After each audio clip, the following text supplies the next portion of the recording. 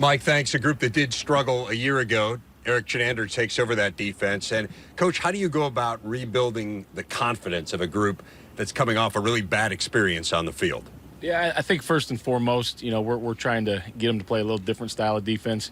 I think there's a lot of different ways you can play, and they all probably work for some programs, but we're trying to get them into a little more aggressive phase of defense and getting their confidence built by trying to make plays on the football during practice, throwing their body around, shooting their shot, and not getting criticized for missing.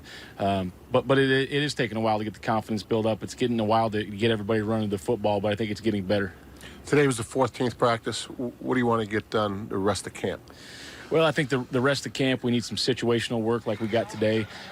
We need to fine-tune the defense. We need to get some disguises and some other pressures built in. We've been focusing mostly on some of the base stuff and some of the base nickel defense, but we're kind of moving into we're out of the 101 defense. Now we're into the 401. Did you, when you guys came in, did you take a look at last year's film? And I know you just alluded it's a different system, but just as you evaluate the players, would you just throw that film out and just, hey, it's a clean slate? No, we watched a couple games together as a staff, but we didn't want to sit down and pour through the film, and really study it, just like we did at UCF, because we don't know what they were asked to do. We don't know what they were coached to do, things that we would have said, oh, man, I can't believe that guy busted there, but we don't know if he busted or if that was what his assignment was in that particular defense. So we just kind of wanted to get to know the kids a little bit, some of their ability level, maybe where they'd fit best in our defense. So we watched a couple games. At this point in camp, what group do you feel the best about at this moment?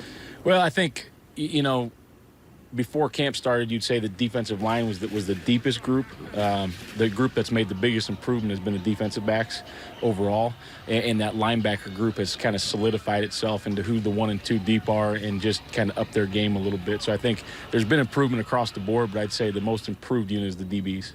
So you are an Iowa grad. You're coaching Nebraska. It's probably the Huskers' biggest Big Ten rival. Is that challenging for you in any way? No, I think it's an awesome deal.